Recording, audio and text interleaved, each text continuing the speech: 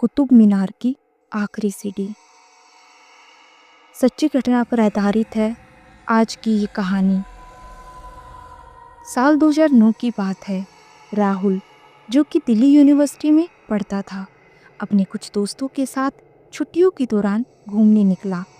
उन्होंने प्लान बनाया, चलो यार कुतुब मीनार चलते हैं, काफ़ी टाइम से गए नहीं। सर्दियों की हल्की धूप में उन्होंने मस्ती करते हुए कुतुब मीनार का टूर शुरू किया। लेकिन राहुल को वहाँ पहुँचते ही कुछ अजीब सा महसूस हुआ। उसे लगा जैसे कोई अदृश्य शक्ति उसकी ओर देख रही हो। राहुल दोस्तों से अलग होकर मीनार के अंदर गहराई से देखने लगा। तभी उसकी नज़र एक पुराने जर्जर दरवाजे पर पड़ी, जो सीढ़ियों की अंतिम कतार के पास था। यह दरवाज़ा आम पर्यटकों के लिए बंद रहता है, लेकिन राहुल को किसी अनजानी ताकत ने उस दरवाजे की ओर खींचा। उसने देखा दरवाज़ा थोड़ा सा खुला है और अंदर गहरा अंधेरा। जैसे ही राहुल ने उस दरवाजे को खोला, एक ठंडी हवा का झोंका निकला।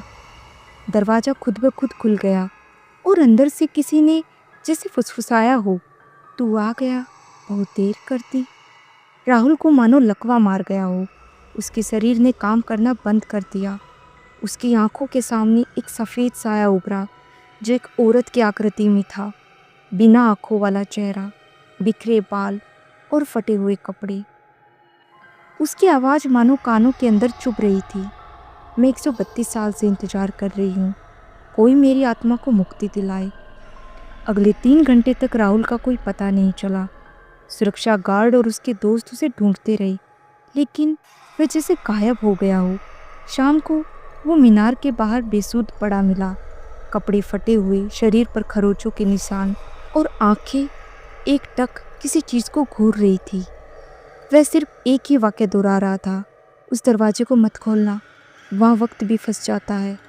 अगर आप इस कहानी में यहाँ तक बने हुए हैं, इसका मतलब आपको कहानी अच्छी लग रही है।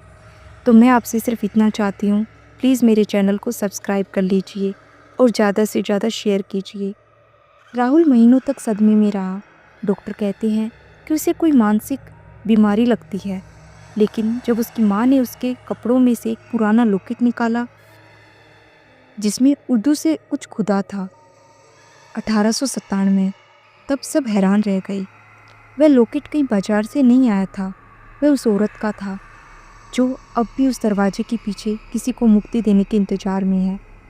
ये कहानी आपको कैसी लगी मुझे कमेंट बॉक्स में बताइएगा। Thank you.